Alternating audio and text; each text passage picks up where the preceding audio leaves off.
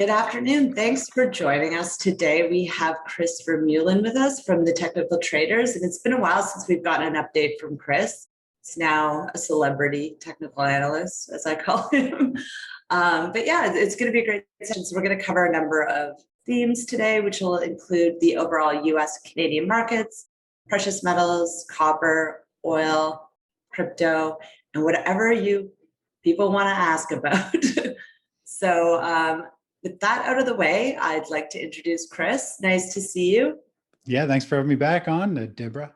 Yeah, exciting times. Lots of volatility in the market these days. Yeah, it's pretty interesting. Lots of big things kind of slowly unfolding here.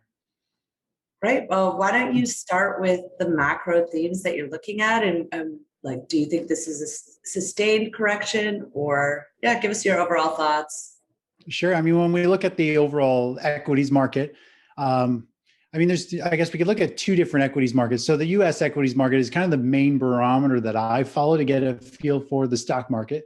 When we look at the U.S. equities market, we're starting to see some pretty good divergence in terms of what are the broad indexes doing compared to some of the defensive sectors. And right now, we're seeing the defensive sectors start to outpace the stock market. So we're seeing utility sector doing well. Bonds are starting to put in a bottom and outperform the stock market to some regard. Consumer staples, gold is doing well. So when those things are starting to outperform or match the performance of like the S&P 500 or the NASDAQ, that's a sign that big money is kind of starting to go defensive, and they're kind of unloading a lot of their very speculative type of plays. And when we reach these levels, we've reached these twice in the last year. So in September of last year, just before the market topped, we had this pretty much the exact same scenario. And the stock markets, Canadian and US, traded sideways for 2 months or so. Before that was February 2020, just before the COVID crash. So not saying the market is going to crash by any means. I'm just saying this is a scenario where big money's starting to rotate in defensive sectors, and the stock market's starting to limp along. Like, it needs to get traction and really have a strong broad market rally in the next couple of days here to save its butt, or I think it's actually turning down, and you don't want to really be in the equities market until it kind of consolidates and regroups.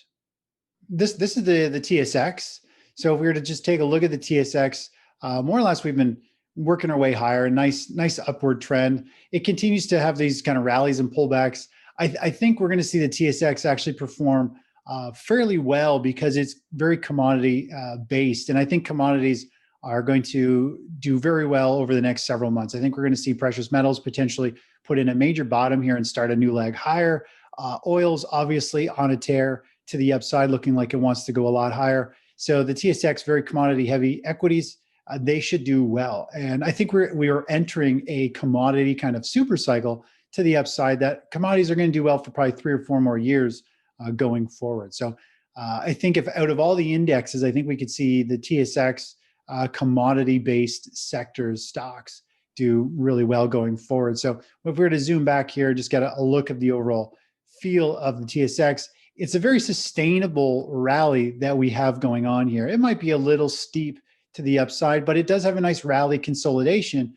And really, when you look at it over the last month or so, we're trading sideways and it's holding above all the key moving averages. It has a little more room to pull back, consolidate a little deeper, but overall, I'm still expecting these markets to go higher looking forward, several months from now.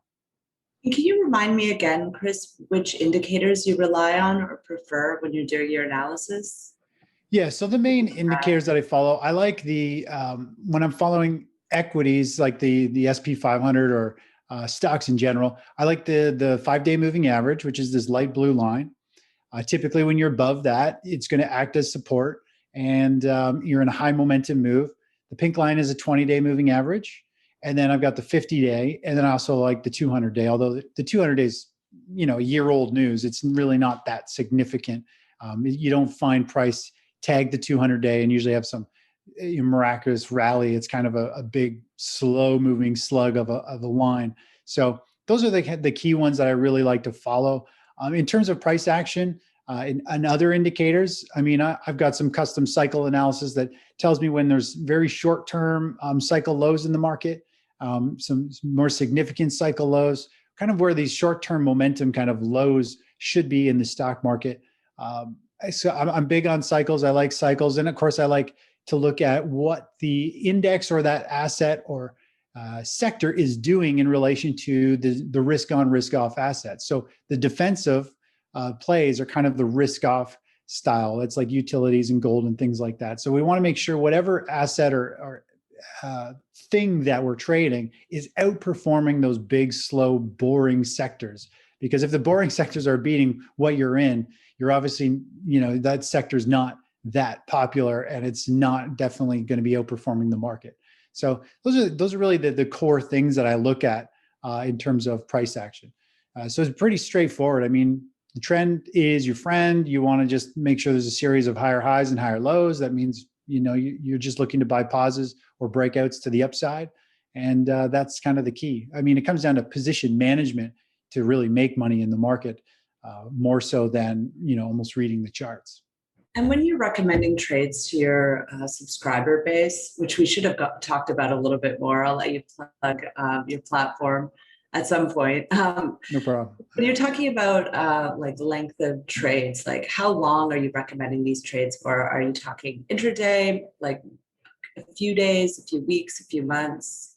Yeah. So when we look at trades, obviously there's different strategies. So we've got a long-term investing strategy that really is kind of the set it and forget it. As long as we are in a bull market based on technical analysis, you're in that trade for several years, and then when you get a confirmed bear market, we move to cash or bonds, and kind of sidestep that market. When I look at the more active stuff like our band trading strategy, which stands for best asset now, we look for the leading sectors and we move into the top 3 leading sectors. Whenever there's a new stock market rally giving a buy signal in the stock market, we move into the 3 leading sectors. And those trades typically last about 39 days. So they're fairly long, depending on your time horizon. It's a fairly long swing trade. It's more like a position trade. So you really kind of get into this basket of 3 ETFs. You let the market run, and we're pulling profits off at 7, 15, 20%.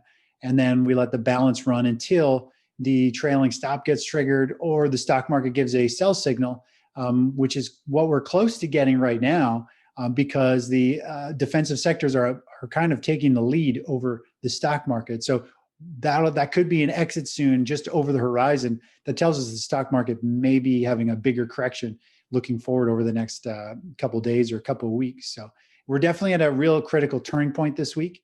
And the big question is, should you still be long at the end of the week on Friday, or should you be moved to cash and be defensive while the market kind of shakes itself out? And then we can move back into the new sectors or assets once the new uptrend kicks into place, which could be 2-3 weeks from now or a month. We don't really know till the market does that.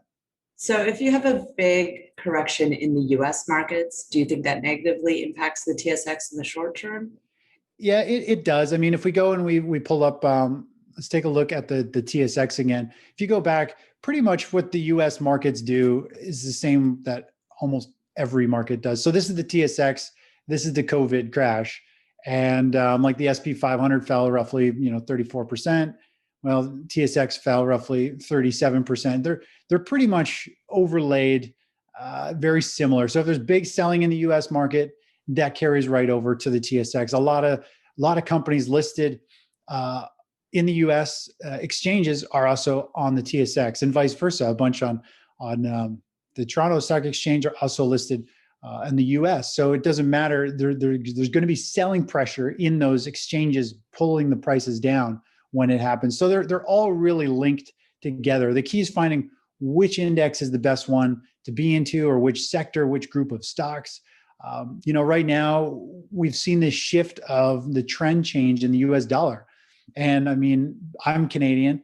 And so holding my trading account in US dollars, I mean, we've seen the US to Canadian dollar conversion go from about $1.40 and change down to like $1.23. So we lost like 20 cents off the exchange. And when the US dollar is falling, you want to kind of move your money out of the US trading accounts, move back into Canadian trading accounts, and focus potentially on trading the Canadian equity side of things, just because you could actually save yourself 15 or 20% alone in a currency swing to the downside. I think the Canadian dollar could do very well for a long time here. So holding Canadian equities, I think, is a bit of a better play at this point, just because of the currency exchange. Do you have a prediction for the US dollar, technically?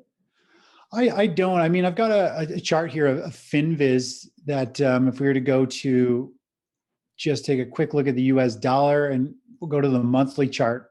I can't draw a particular really on this one, but if we were to just zoom in a little bit, you can see more or less where my cursor line is. You can see price was support, and then it became resistance. Price broke below it and had these highs. And then we broke back above it in 2014, 2015.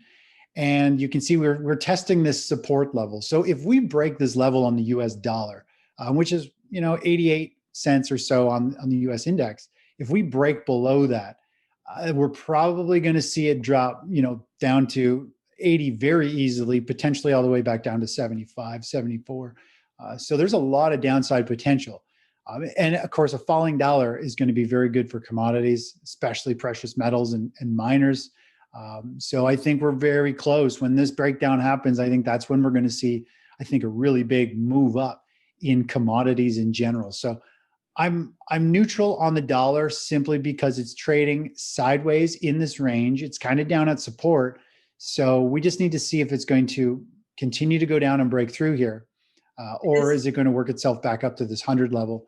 So I'm kind of just neutral on it, but I think the big move in the stock market and commodities will be when the dollar breaks below that 88 level. It's going to cause a huge shift, I think, in capital, where money is flowing in and out of stocks and commodities, and that's going to trigger a huge wave. So it'll be interesting. Yeah, for sure. So let's talk about some commodities. Let's start with maybe precious metals. Sure. So gold more or less, I mean, we've been in a bull market for gold for a long time. I might flip to the weekly chart here real quick. Gold broke into a bull market from a technical standpoint way back in 2019. We had this really clear bottoming formation, these resistance levels. It blasted up through there. And of course, it's just made a series of bull flags ever since. It rallies, pullback, rallies. We had the COVID crash.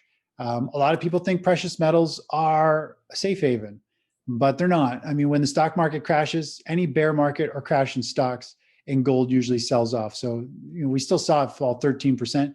Nothing significant, not earth-shattering, but it's definitely not a safe haven. Bonds definitely had a nice big move in terms of that kind of pattern. But right now, when we look at gold, it's forming this large bull flag.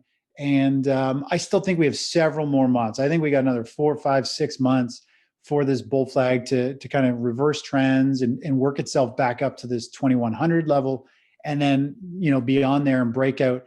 The next upside target is around $2,600 an ounce. So I like gold. It's definitely still struggling at the 50-day. It's struggling under resistance. When you look at this chart, we can draw a line just across where it is here. You can see it clearly broke down and now it's bounced up and it's stuck under this resistance area.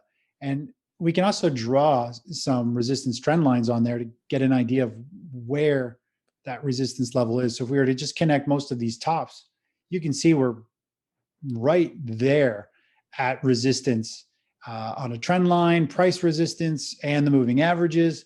So at this point, you look at gold, and as much as it's in a bull market and in this giant bull flag pattern, which points to much higher prices down the road long term, it is still forming this bear flag. We got to move down. We've got this bearish flag pattern, which if this plays out, we're going to come all the way down to potentially 1,600, potentially even 1,500 would be a full flush out of the gold market, shake everyone out. And it would probably have a very sharp knee-jerk reaction, take months to dig itself out of this hole, but then it would be reset to go further. So the big question in precious metals right now is simply, can it break this little bull flag? It's rallied up, trading sideways. If it can break through this price resistance, break through this moving averages and this falling trend line, if it gets above 1,800, it's on the verge here, or will be starting potentially the next major run up towards 2,600. So it's pretty exciting where gold is. I know a lot of people are getting excited, but we're not in the clear. This could be like right before it reverses and sells off and, takes most people to the cleaners. So you got to be really cautious at this point. You don't want to get too excited. You don't want to get pot committed here because it could very easily continue this downtrend that it is clearly in lower highs, lower lows, and it's at resistance. So that's kind of how I see gold. We look at the downside target that you chose. Is that based on the base of the flagpole? Yeah. So if we were to use a Fibonacci extension, which is more or less, I consider it a momentum tool. It tells you based on a previous drop and the power, the strength of the bounce, where should that momentum continue? And I can draw that on the chart here. You go from the high, you go down to the recent low, and then you go to these candle highs, and it shows you where price should potentially drop. And you can see this pattern, it sells off, it forms this bear flag into resistance, and then it can come down. So 1620 is kind of one target, and then 1500 more or less is the next. So that's where you get that momentum from. And it's going to be a pretty significant support level because it's 100% measured move. That's where momentum should take it if it breaks down. But it's also this consolidation right through here in this COVID spike low. And it's also a pretty big breakout level for the gold price. So if it came down there, that would be a pretty ultimate, if you're a long-term investor, that would be like a real good value point. Throw a few more bars of gold and silver on your stack there because long-term, this should be going a lot higher. For anyone that can't see the screen, that's 1500. That's the support level. Right. Yes. Okay. And then your upside target, how are you calculating that? Yeah, the upside target, you more or less take the rally of this bull flag. So using a Fibonacci extension tool. So more or less, we take the low that was back in 2018, which is where this new bull market started, where we have a series of bull flags, and you go all the way up to this recent rally. We got this massive bull flag that looks like it would kind of pair with this size of a flagpole, this giant rally that we've seen for 2 years and change. And then you just take the current low price, which we saw just a couple months ago. And if we drop that, it's going to give us an upside target, which is 2600 up here, this green line at the top. Based on this big rally from 2018, this huge bull flag pattern where gold's kind of just fizzling out, it's kind of exchanging shares or contracts from people who are nervous and they sell their contracts, and those contracts are landing in the hands of new investors that are expecting $2,500 plus gold, and they're going to hold on to it. So we just have to let this first wave of traders and investors kind of fizzle out. All those shares and things are going to drop into the hands of comfortable holders that are prepared to hold for a long time for a next leg.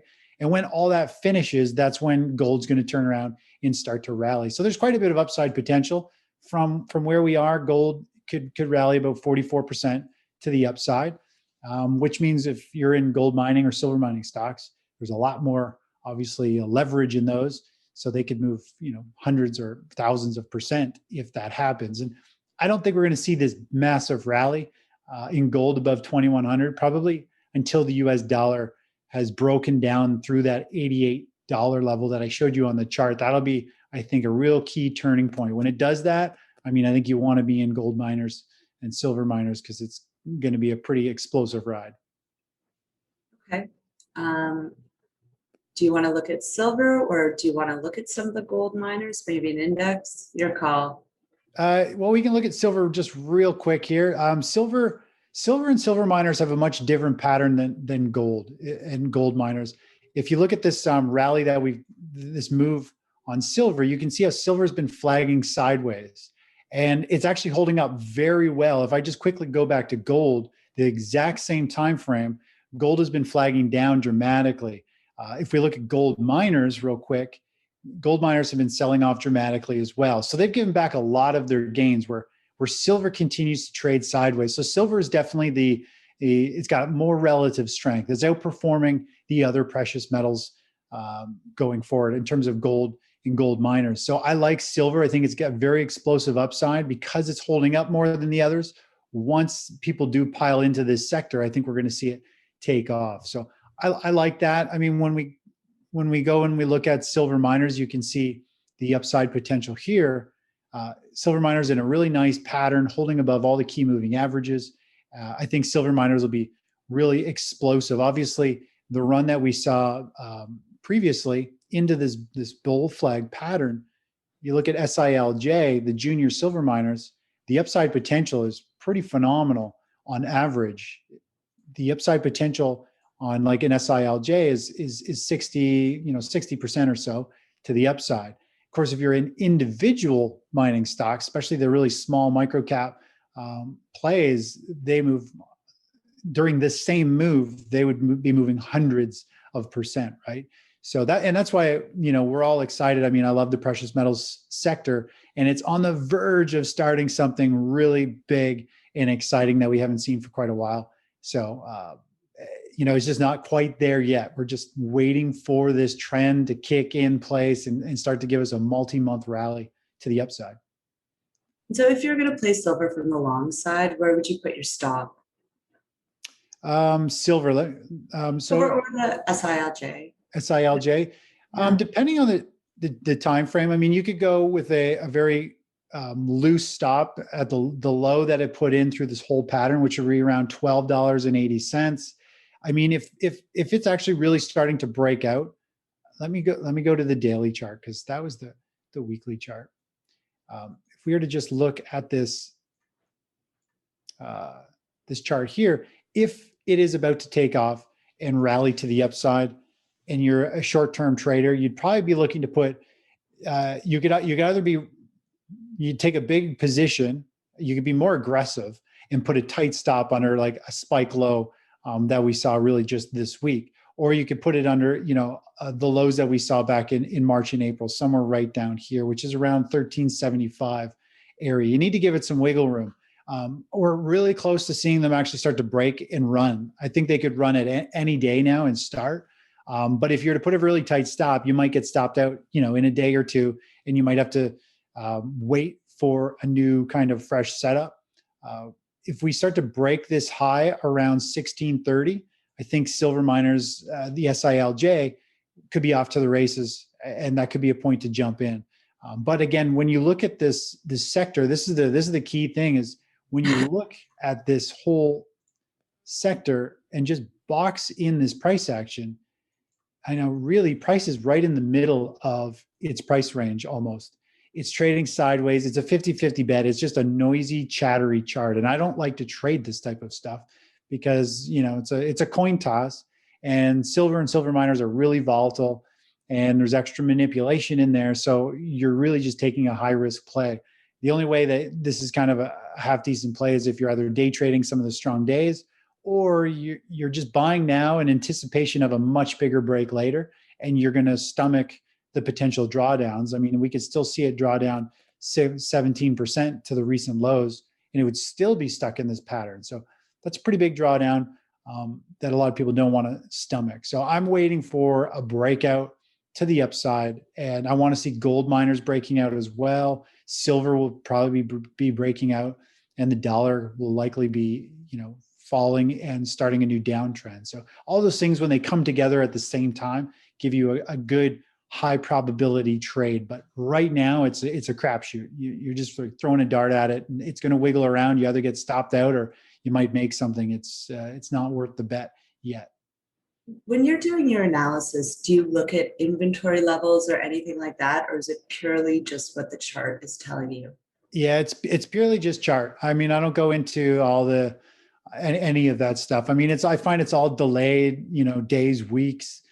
Who knows if it's even real? I mean, so I just follow price. I mean, the only way we get paid as a trader or investor, it doesn't matter if you're a technical trader or not, or a fundamental trader, price has to move in your favor.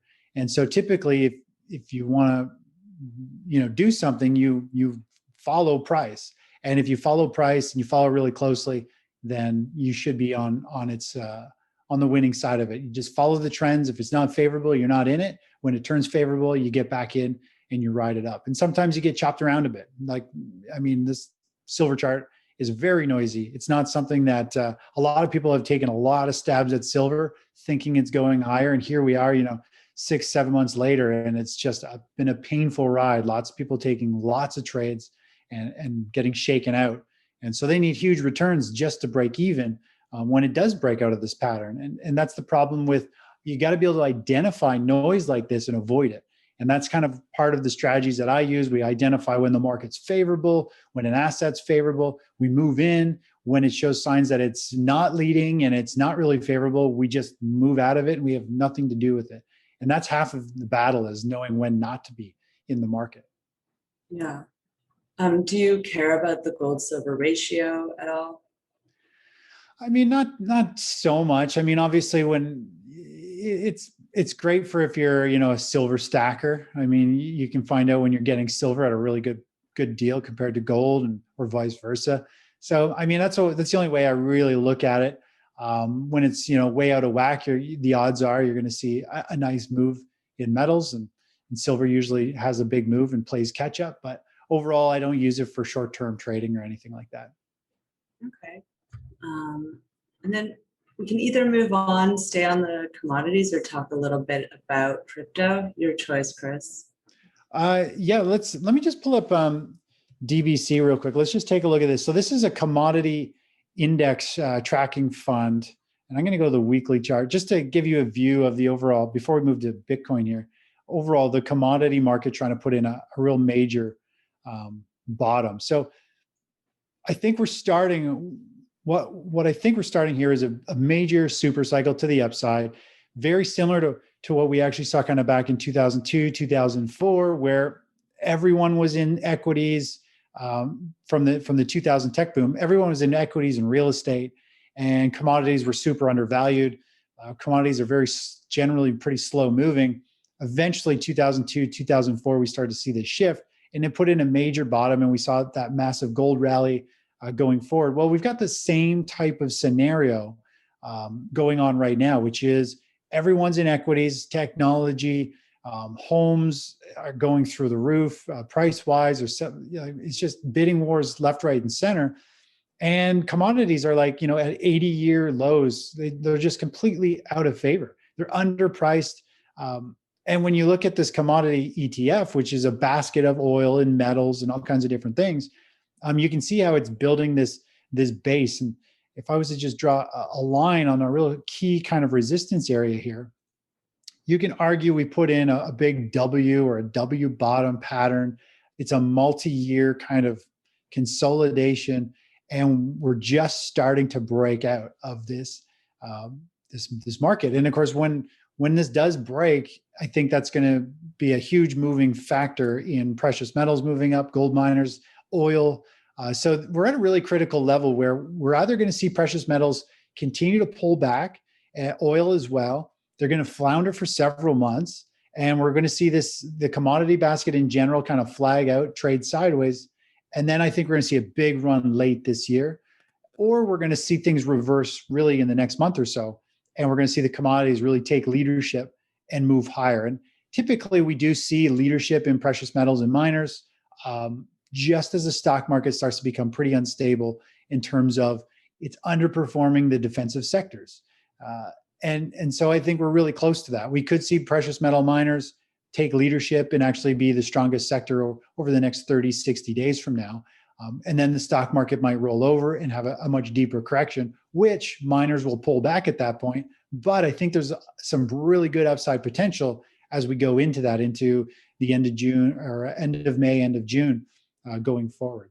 So that's kind of like what I kind of feel is this critical pivot point in the commodity index. You can see these areas on the chart very clearly that this is a major resistance. It was a resistance level here, major support over here. And if we can break through this level, I mean, we're going to have a big commodity rally on our hands, and it's going to be pretty exciting. So 2 questions. First, do you believe in seasonality? Do you incorporate that into your analysis? I like to look at it. I write about it sometimes. It's interesting, but I mean, it doesn't play into any of the trading or any of the statistics that we use for actually timing the market. But it is interesting to watch, and they do play out quite often. But it's not something that actually factors into my trades. Sure. And just your prediction for gold miners would likely be against the seasonal trends this year, but it doesn't hold true every year. Yeah, I mean, you look at the stats for the seasonality. I mean, just like anything else in this industry, it's hit or miss. It all comes down to managing positions. Can you get out before you take too big of a loss? You don't want to be holding a loser. Can you ride a winner for big enough gains? You have to scale out, but you also don't want to just go all in and sell all out, which a lot of people do. They get out of something and it keeps going without them. So just like the whole game, it's, I wouldn't say it's a 50-50 coin toss trading, but it's pretty close, and you need to be able to manage risk in positions. And you definitely need to know which sectors are likely the ones to continue to hold up and trade sideways during a stock market sell-off. And so you really got to, pick your poison and manage the positions. And that's what most people don't do, is manage positions. Yeah, that's true. And then going back to the chart that you were just annotating, the commodities one, I don't know if you can keep your annotations. Yeah, no, I go back DBC. Yep. So you talked about having this potential breakout happen from this key level. How would you measure an upside target from there? So there's a couple different ways. This is a really big base. So one of the most basic ways, but I use it all the time, is I'll take a conservative approach, which would be sometimes I'll go the full distance, but sometimes I'll also just go the depth of where I think the highs and the lows are. So this is a significant low. This here was obviously a significant low. It blew through it, but that's because we saw crude oil go negative. This is a pretty heavily weighted with crude oil. So we saw that kind of go below it, but there's definitely a lot of volume, and this was a critical turning point. So I would just take this box, the depth of this. So the market had enough momentum to sell off this far. It had enough momentum to rally back up this far. And then it's done it a couple of times. So it has that much momentum in this range. So I would just take the box and I would stack it on top and say, okay, well, this is the next level of where that upside target would be. And if we were to just if I was just draw a line across this, you can see it's actually going to be a really significant breakdown zone, support. Price kind of got close to it. It acted as another support level, resistance. You can go back on the chart. You can see very clear here, you're either below it or you're above it. Over here, we traded through it. So there's a ton of volume through there.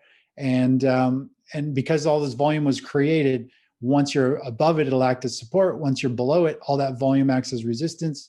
And so there's that key line in the sand, which measures perfectly with more or less this conservative upside target, just using the box method.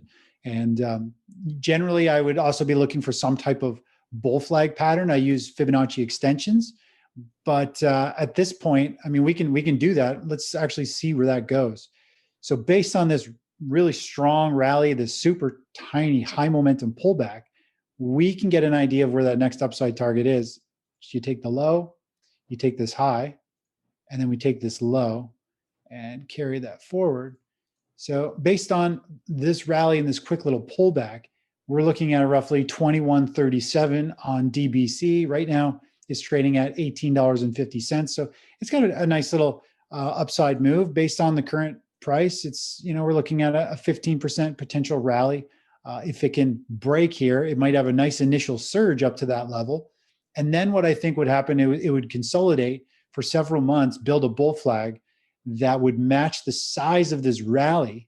And then we'd use this Fibonacci extension, and it would give us a big upside target that would probably take us somewhere up into the high 20s going forward. And maybe, somewhere in the high 20s.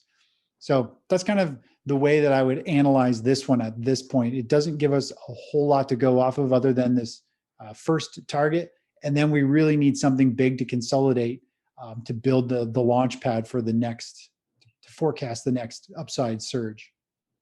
Okay. Well, let's stay on commodities and not go to Bitcoin and crypto yet. You were talking about oil, so why don't we have a look at TI and what your predictions are there. We're actually doing an energy event next Tuesday, if anyone's interested. I think it's in the afternoon. It should be on our website, so feel free to go there and register. It should be a really interesting event. It's been a crazy couple quarters for energy. Cool.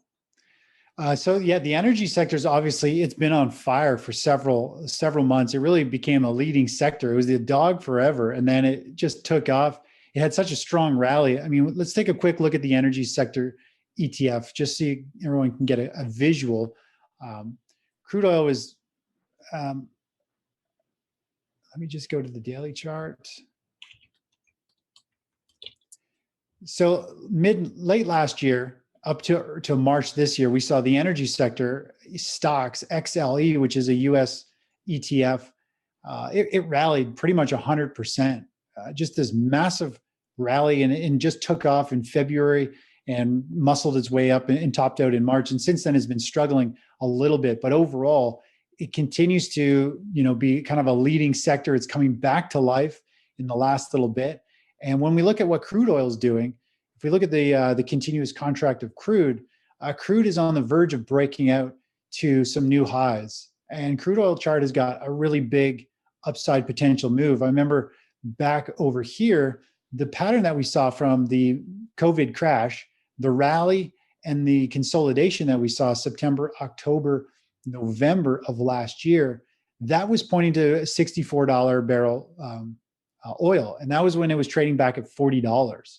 So I remember looking back at that point, and it's a previous high on the chart from 2020, and it seemed not realistic. But when you see that whole pattern using Fibonacci extension, it points right up here, and price ended up hitting that. And since then, we've had a big pullback, and now it's consolidating. Well, now we can do a new upside target for crude oil. We can go based off the low and the high that we saw back in March and the low that we saw in March.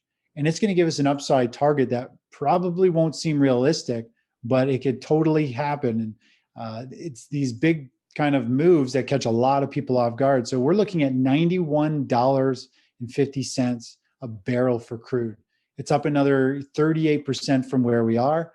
That's based on this bull flag pattern, this consolidation, and where price is going. And of course, the market always has a way of catching people off guard. Nobody thought it would go down to $30, $24, or zero on the futures contract. And then no one definitely thought it was going to go to, $65, a year later, and now go back all the way up to, $90. It seems pretty crazy, but that's how the financial markets move. They go from, the yin and yang, one extreme to the other. And it's all about just making sure you're not on the wrong side of those trades. And when crude oil is breaking out and rallying, it's actually a really good thing for the economy. It's telling us that people are betting on a stronger economy, more transportation, more usage. So it's really good to see crude oil breaking out. People are investing in the future is the way I see it. So it's a good sign looking forward for the economy. I agree. So I had another question about stop losses, and I'm actually not sure on the timing, whether it came in when we had already discussed or your stop loss strategy. So maybe you could just reiterate your stop loss setting strategy. The question is actually, how are you setting your stop loss, or saying, okay, I'm wrong, I'm out? Maybe you could do that for the price of oil, because I'm sure there's a lot of traders out there that are thinking about where they might want to stop out. So yeah. Right. So stops and targets I find are unique to whatever it is you're trading. So for example, on our band trading newsletter where we trade ETFs, we use a 15% trailing stop. We're playing leading sectors that move quite a bit. And we put a 15% trailing stop on those. And then we have a target set at 7, 15%, and 20%. And then we let the rest run. And the reason you need 15% on an ETF that is kind of a leading ETF is because they move fast. They rally 20, 50, 60% quite often. But along that path, they can pull back, 10 or 12% very regularly. And so if something has a lot of upside potential, it usually has also quite a bit of downside momentum that it can shake a lot of traders out. And so you got to give something enough breathing room. Going back to look at crude oil, this is the daily chart. Let me just see here. You'd have to get a feel for what the average percent swing is in crude oil without kind of digging in too many details. Usually use like a previous pivot low on the chart as kind of that stop level.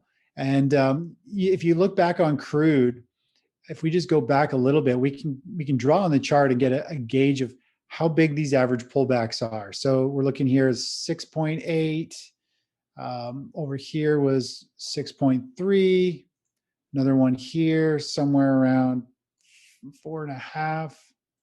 So this is what I usually do. You want to get a feel for what the average pullback is in price. So, you need at least a 7% stop, which is, most of these are 6% and change. So you need at least a 7% stop just to not get shaken out during a nice rally. And then you're going to follow some type of stop like that, or depending if you're on your strategy, if you're trading a longer term strategy, you're not kind of looking for these kind of swing trades, then you'd want to open it up to be like something a little bigger that could be more like a 15% trailing stop and or a close below the 50-day moving average. So either one, like you need to figure out what the percentage is for some of these plays. And crude oil's, it had a pretty big pullback, over 15% recently. So you just need to figure out how that would be. Eventually, you're going to have some type of trailing stop in place that if you're in here with, say, a 7.5 or something percent trailing stop, you'd be pulling profits off. And then eventually you get stopped out down here, which doesn't look good. But I mean, you never know if price is going to continue to crash. So you need to get out at some point when it rolls over. And then eventually it turns back into an uptrend and you could get back in. And going forward from here, knowing that the average pullback is 6% and change, let's just see what this one was. This one was, 5 and change, 3 and change. So based on crude oil, I'd be looking at a minimum of 7% trailing stop on the price. And if all goes well, you can ride it up and be looking to pull profits off the table when you hit certain thresholds, probably somewhere around that, 7, 15, 20% move. Typically, crude oil doesn't have these massive runs. The last year or so in the stock market, we've seen sectors and indexes run, hundreds of percent. And that's not the normal. And you go back in time, like just a lot of people think that this volatility and these big moves are normal, and they are definitely not normal. Let's just take a look at what the stock market is normally like. We'll go back before we get into all of this crazy volatility. And I mean, when you go and you look at these days and zoom in on the market, a lot of these days are very tiny, 0.25%, 0.5%. I mean, most of them are 0.25% or 0.5% move through the day. And right now we're used to seeing like 1 to 4% swings in the index every day. So people think that, the markets have these huge opportunities, targets should be at 10 or 20 or 30%. But reality is eventually this volatility will fade. We're going to go back to one of these super low volatility markets, and they're not going to be able to trade it properly because they're expecting huge returns. And it's a very different trading game. And the volatility index gives us a good idea of the volatility in general. If we zoom way out here on the VIX, you can see we're still trading. I mean, it's not that it's really high. It's trading at 18, but it's definitely a lot higher than it has been when it's down at the sub 10 and 14 range. When it's down in these ranges, the market moves so little. And because of that, when we drop into that type of market, you're going to have to adjust your trailing stops. There are probably going to be 3 or 4% trailing stops because you don't need to take a huge 7% swing in an underlying play. So your stops and everything are going to change as the market volatility changes and that asset starts to trade differently. You need to kind of adjust things. Nothing's, super hard set in stone. Okay. Let's talk about copper then as well, another economically exposed commodity. We're doing a series of events that are economic recovery I can't talk today. Economic recovery mini conferences. The first is energy. The second is going to be base metals with a focus on copper. So we agree with your thesis. So here's the copper chart, and obviously it's been on a tear. Just a huge move in copper. We're coming right up into a resistance area that we saw back in 2011, 2012. right when precious metals in general topped out. So this is a pretty big resistance area for it. We've got lots of volume, definitely got some pretty big momentum to the upside here. When you look at it, it's like a feeding frenzy with commodities right now. You see, copper trading up here. Obviously, it's in a strong uptrend. This is the monthly chart. Let me just let's go to the weekly chart, get a view of it.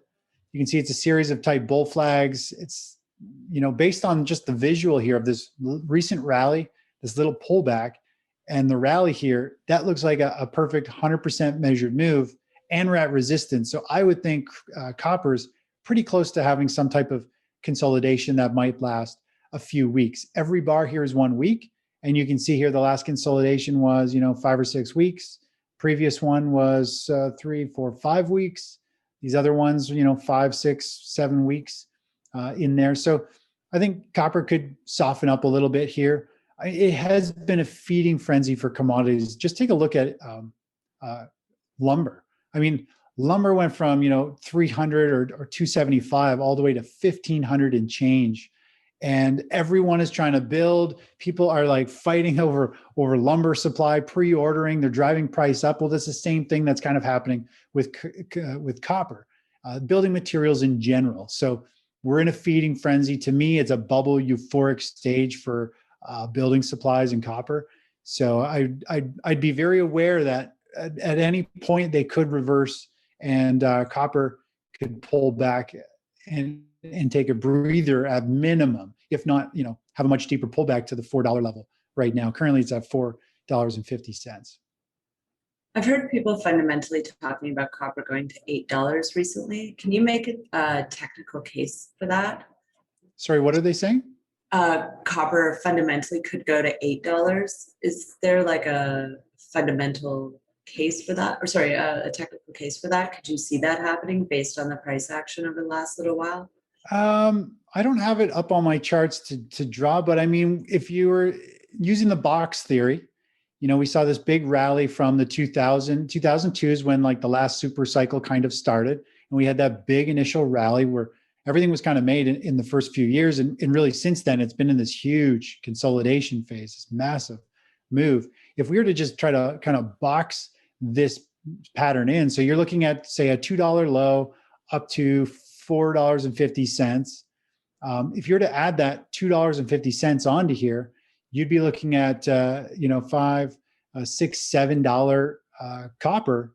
So I don't think it's out of the question. Obviously, if we break through this level, it could have enough momentum to run another $2.50.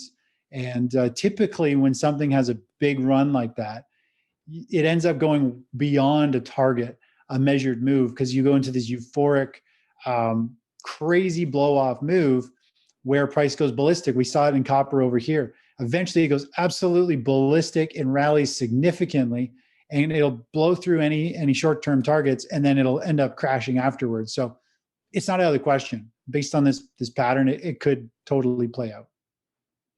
Are there any other commodities that you find really interesting right now?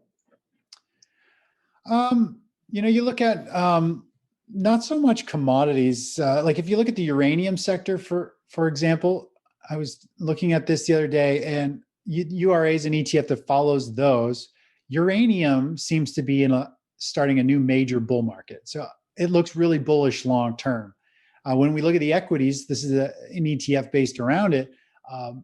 I think we're going to see some weakness in this overall sector. This type of chart pattern here is usually a sign that it's about to weaken and roll over. But I think uranium is an up and coming commodity, and most people don't really know about it. Most people don't trade it or know how to trade it. It's not even a commodity you can really track. You can only follow it through some websites that show the contracts that have been made. Yeah, I was going to ask you, how do you feel like, what's the difference between trading something that is exchange traded versus contract traded like uranium? Obviously not the difference in trading the physical, but trading an ETF based on a physical commodity that's traded. Yeah, I think like I'm a big fan when it comes to precious metals. If you're a long-term investor, I think you should be holding on to a good chunk of it as bullion that you actually have stored somewhere. The ETFs, when you're trading these ETFs based around commodities and stuff, I mean, they're pretty. They can be a little sketchy. They won't always track the way you want. I mean, you look at how the crude oil ETF USO moved when crude had the crash and all that stuff. I mean, there's this you can have these massive disconnects. So you got to be cautious trading. There's a little bit higher risk, especially in something like, uranium isn't something that's easily just, is known and tracked and charted. And you're just going off what contracts are. And there's usually a delay for all that info. But I prefer equities, like individual stocks or ETFs myself, versus getting into buying futures contracts just because futures move too much. But if there's going to be a massive catastrophe in the stock market, things are falling apart, you definitely, I think, want to liquidate ETFs because you never know if a fund is going to blow up. I mean, I remember we traded the VIX ETF several years ago, and overnight it blew up and went to zero, and all kinds of hedge funds went out of business because it was one of the biggest ETFs for hedging and generating cash flow. See, you just can't trust, like, I don't know how the SEC can allow all these crazy ETFs to come into the market where if you have a huge move in one direction, the fund blows up and investors lose hundreds of millions of dollars. And, so it's dangerous. These ETFs, some of them are not safe to be in for sure. One thing about uranium I've always found interesting is I believe that the contract pricing that's released each week is based on the lowest sizable contract that week. So it's actually very easily manipulated to the downside. Interesting. I don't know if that's still true. That's from at least a few years ago. So maybe they've changed the way the pricing is done, but yeah. Uranium is certainly interesting. Sorry, go ahead. Yeah, when you look at the uranium ETF, like the equities, I mean, obviously, they look like they might be just starting, obviously a new bull market. So they've been out of favor forever. It's not a bet you really want to bet on, or you don't want to have for many years. But it looks like now it's starting to come to life. It's showing. Just looking at this chart, I'll zoom in a little bit more.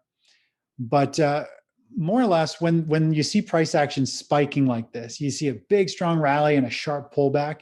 It's usually a sign that it's trying to put in some type of top. There's sellers in place. There's big people distributing shares, unloading.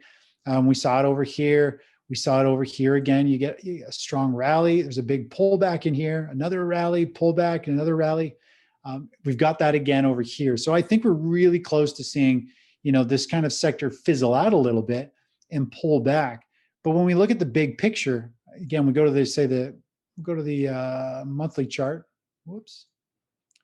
You get a feel for the overall big trend at play. And more or less it's starting to break out. I mean, it's broken this previous high. It's broken this previous high. We're above the key moving averages. It's definitely on fire. There's a new wave of money that's moved into this sector. You can see based on cycles, there's a new major, we're green across the bottom here. So it's gone from, all these red boxes where, these are selling points. Now it's at a point where we'll be looking for some type of green box, saying when this market has actually paused long enough or pulled back deep enough for a new buy signal. Because, uranium to me is just starting a new bull market. And it feels like you're chasing it at this point, at this price action. But I think in a few months, this is a monthly chart, give it 4, 5, or 6 months over here. If it can pull back and trade sideways, I mean, it's going to skyrocket higher. And you'll want to be in small uranium stocks at that point for the most leverage bang for your buck. Very similar to what the precious metal, the gold miners, silver miners are. They're really close to having that next leg up in a big way. And I think they're going to be the next kind of hot pocket that could be held for potentially years going forward. Well, I think a lot of our network's going to like hearing that. Chris, I know that your time is precious and you yourself are a hot commodity these days. So I don't want to extend you. We are coming up on the hour, but I did want to ask you about Bitcoin and crypto and your thoughts on those. So sure. If you've got more time, you feel free to go over. If not, give us a short summary. Yep. Let me go to Bitcoin real quick here. So Bitcoin's a great example of what price action could be doing here. So when you look at trends, Bitcoin's had some damage recently. It broke down. It had a couple of days traded sideways, and it broke down even further. And what happened? What we've seen happen here is it broke one support level, and then it broke two support levels. And typically, the way I see it is when you have a momentum move that's strong enough to bust through two support levels, it's done some pretty serious damage to the chart. And then you need to see where that reaction high is going to be, where it bounces up to. And more or less, it's trading at resistance. We're at this gap window, a lot of price traded through here. We got highs over here. We've got this high over here. So the way I look at it is it's broken down and now it's coming up and it's stuck under resistance. So we could look at this in a couple different ways. Bitcoin needs to either get stability and break to the upside here very soon, or it's going to roll over and continue to sell off. And the way you look at price action is a series of higher highs and higher lows is an uptrend, and then a series of lower highs and lower lows is the downtrend. You want to trade with the trend, and if it's down, you don't want to be in it, or you want to be short. And so think of the market when you look at a chart pattern. Think of it as like a circular saw blade. You've got a blade coming up, and then it comes down. It comes back up. It comes down. It comes back up. It comes down. Eventually, you have a crest, and then the tide, the trend shifts, and now you got to go down. And you have the bear flag, and then you've got a sell-off, and then you've got a bear flag.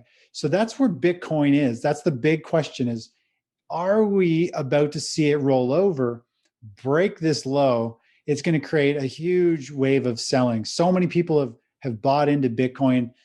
There's so much momentum built into it that when it starts to break down, especially break this low around 4,700, it could trigger a massive sell-off.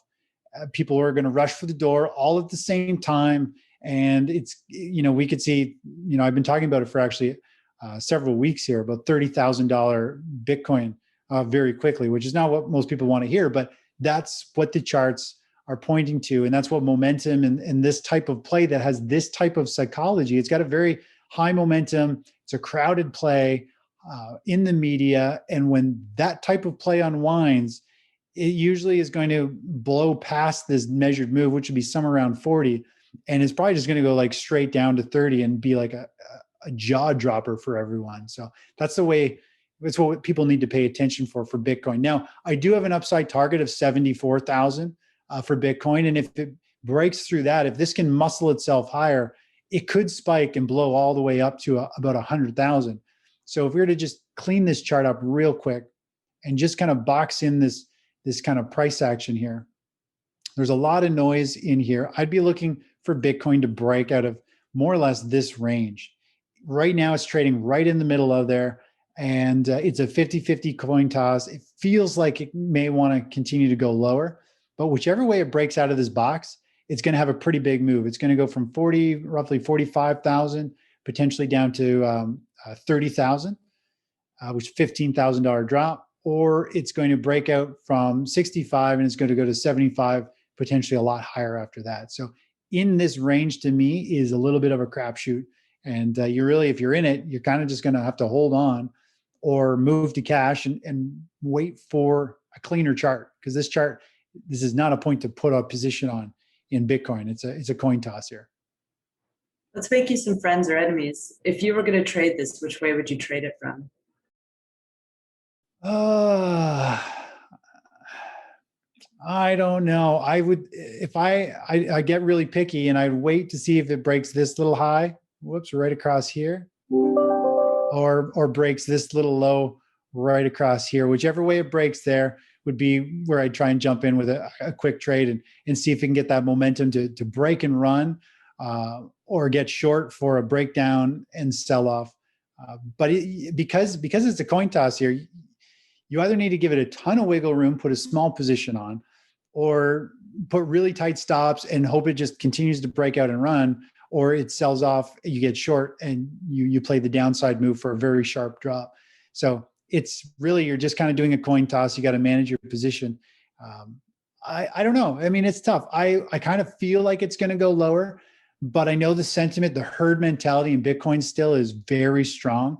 So as long as we don't see another big batch of huge shares being sold off and the futures market selling off Bitcoin, then I think it's going to naturally want to go higher. I mean, generally the 200-day moving average, which isn't on here, everything is still sloping up. So it's still in a bull market. So I would expect it to resolve to the upside. All I'm saying is it has the characteristics that it might be starting to roll over. And you need to be aware that it's a high risk play here. Okay, so here's another question for you.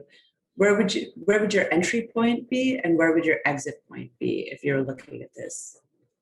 Yeah. Okay. So the entry point, I would pretty much be going around 59. I generally I drop down to a 30-minute chart. I love a 30-minute chart for looking at price action because if it's even amount of bars in a day, it gives you intraday patterns that carry over for a few days. So looking at the 30-minute chart here, I mean, this is the high. It's having a little bit of a pause or pullback. This is a little bull flag. So based on just this little chart pattern, I mean, it looks like it's going to want to pop up a little bit higher. So we got a low here, high here. So based on this last rally in type bull flag, it's showing that it should push up to 59.46, which is also near this resistance high level. Where would I get in? I mean, as a short-term trader, you could get in right here. This is a tight, high momentum play. It just sold down. It just got bought right back up. So technically, based on this chart pattern, over the next 4 or 5 hours, it could rally and actually go all the way up to 59,400. It's a very strong momentum move right here. If you're talking about swing trading, I mean, it's probably a move above this level. It has to clear and hold above this on a daily chart, which is 59,300 or so. I'd probably be more interested to get in on a move above that. Where would you stop yourself at based on this chart? Based on a swing trading pattern, trying to move out here, I'd probably be getting out somewhere. Let me just see this pattern here overall.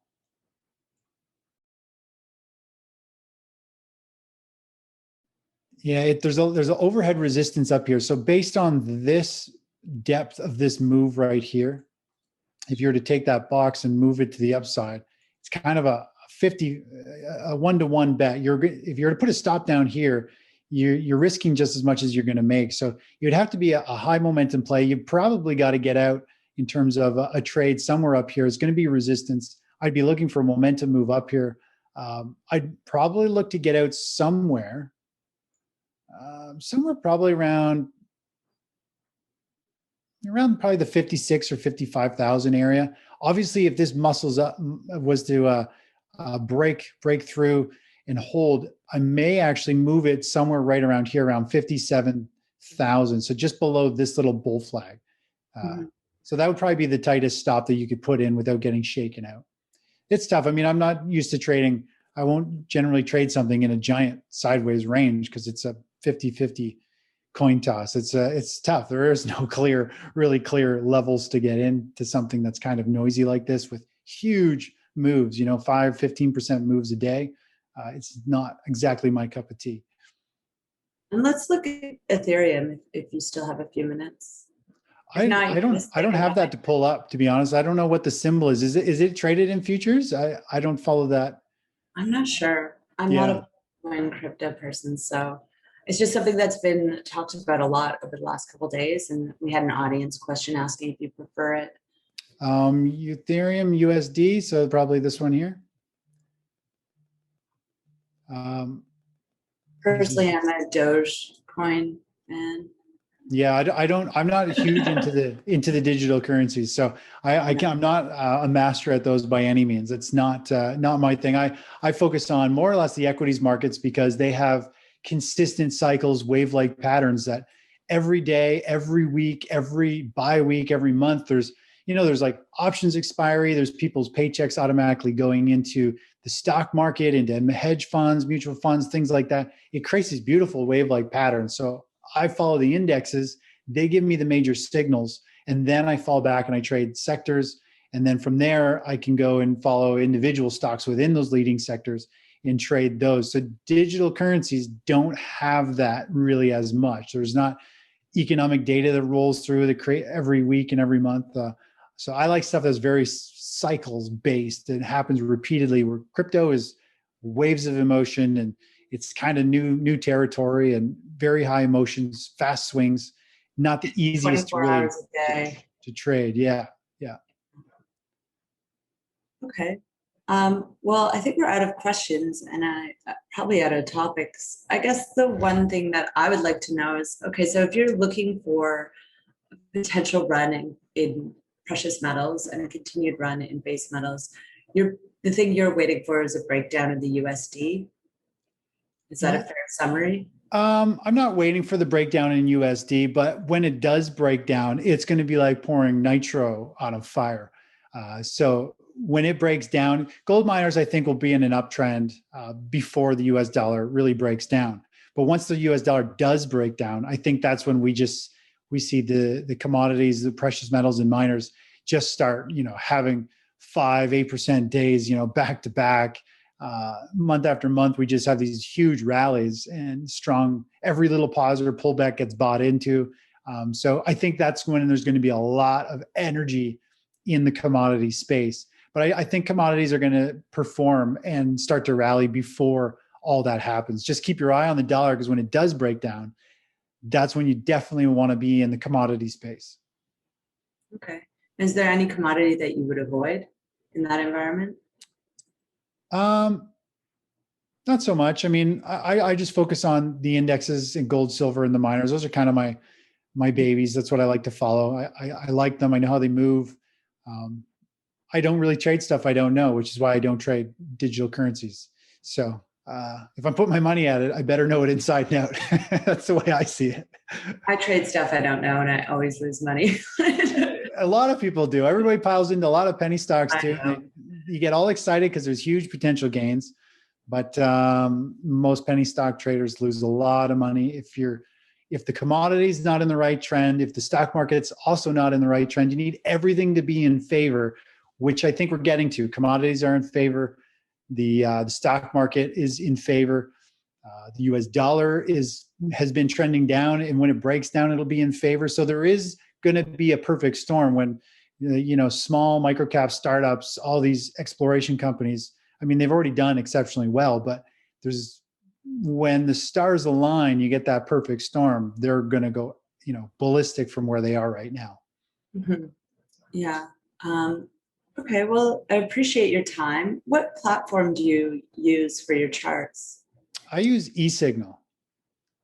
It's nice. I like the interface. Yeah, it's easy on the eyes. If people want to send you hate mail for your thoughts on Bitcoin, where would they contact you? How do they get in touch with you and subscribe to your newsletter? They can send it to support@thetechnicaltraders.com. And I'm just kidding. No one send them any hate mail. Yeah. It comes no matter what. It comes with the territory. You can't have an opinion without somebody not liking it. People take that stuff, everything too seriously. Oh, tell me about it. Yeah. But yeah, I appreciate that. I know a few people that are full subscribers. I should become one. Maybe I will. Actually, I owe you. So I'll fully subscribe. And I know people I'll set you up. I'll set you up with it, and you can follow along, and we'll go from there. No problem. I get your free stuff. I guess I'm cheap, but but I have some friends that have subscribed based on our past webinars, and they've said that they've done really well. So I think it's a product that people should take a look at, and appreciate your time and your comments, and look forward to catching up with you in a few months and seeing how these ideas play out. Yep. Sounds good. Well, I appreciate it. Thanks for having me on the show. Yeah. Thanks, Chris. See you soon. All right. See you, Deborah.